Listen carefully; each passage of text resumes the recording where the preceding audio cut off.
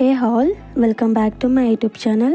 And ಇವತ್ತಿನ ವೀಡಿಯೋದಲ್ಲಿ ನಾನು ಈಸಿಯಾಗಿರೋ ಟೊಮೆಟೊ ಬಾತ್ನ ಮಾಡ್ಕೊತಾ ಇದ್ದೀನಿ. ಮಾರ್ನಿಂಗ್ ಹೊತ್ತು ಏನಾದರೂ ಮಸಾಲೆ ಎಲ್ಲ ರುಬ್ಕೊಂಡು ಮಾಡ್ಕೊಳ್ಳೋಕ್ಕೆ ಟೈಮ್ ಇಲ್ಲ ಅಂದರೆ ನೀವು ಈ ರೀತಿ ಟ್ರೈ ಮಾಡಿ, ನಿಜವಾಗ್ಲೂ ಚೆನ್ನಾಗಿರುತ್ತೆ.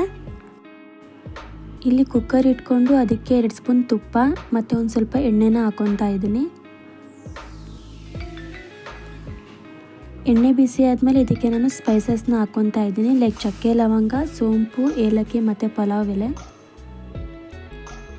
ಇದಕ್ಕೆ ನಾನು 2 ಆನಿಯನ್ಸ್ನ ಚಾಪ್ ಮಾಡಿ ಹಾಕ್ಕೊತಾ ಇದ್ದೀನಿ. ಆನಿಯನ್ ಸ್ವಲ್ಪ ಫ್ರೈ ಆದಮೇಲೆ ಇದಕ್ಕೆ ಒಂದು 8 ಹಸಿಮೆಣ್ಸಿನ್ಕಾಯಿನ ಹಾಕ್ಕೊತಾ ಇದ್ದೀನಿ.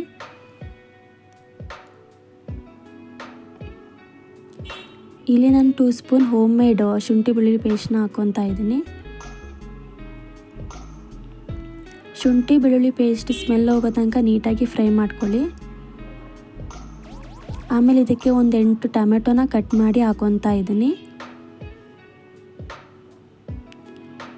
ಟೊಮೆಟೊ ಒಂದು ಸ್ವಲ್ಪ ಫ್ರೈ ಆದಮೇಲೆ ಇದಕ್ಕೆ ನಾನು ಸ್ಪೈಸಸ್ನ ಹಾಕ್ಕೊತಾ ಇದ್ದೀನಿ. ಲೈಕ್ ಗರಂ ಮಸಾಲ, ಧನಿಯಾ ಪುಡಿ, ಅಚ್ಕಾರದ ಪುಡಿ ಮತ್ತು ಒಂದು ಸ್ವಲ್ಪ ಅರಿಶಿನ ಹಾಕ್ಕೊಂಡು ನೀಟಾಗಿ ಮಿಕ್ಸ್ ಮಾಡ್ಕೊಳ್ಳಿ. ಮತ್ತು ಇದಕ್ಕೆ ಸ್ವಲ್ಪ ರುಚಿಗೆ ತಕ್ಕಷ್ಟು ಉಪ್ಪನ್ನ ಹಾಕ್ಕೊತಾ ಇದ್ದೀನಿ.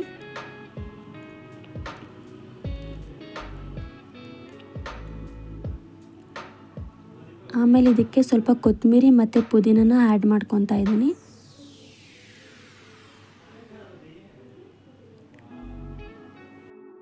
ಇಲ್ಲಿ ನಾನು ಅರ್ಧ ಕಪ್ ಆಗೋಷ್ಟು ಗಟ್ಟಿ ಮೊಸರನ್ನ ಹಾಕ್ಕೊತಾ ಇದ್ದೀನಿ. ಮೊಸರನ್ನ ಹಾಕಿ ಹಾಗೆ ಒಂದು 5 ನಿಮಿಷ ನೀಟಾಗಿ ಫ್ರೈ ಮಾಡ್ಕೊಳ್ಳಿ. ಆ ಗರಂ ಮಸಾಲ ಫ್ಲೇವರ್ಸ್ ಎಲ್ಲ ಹೋಗುತ್ತೆ. ಸೊ ಇಲ್ಲಿ ನಾನು 1 ಗ್ಲಾಸ್ ಅಕ್ಕಿಗೆ 2 ಗ್ಲಾಸ್ ನೀರನ್ನ ಹಾಕ್ಕೊತಾ ಇದ್ದೀನಿ.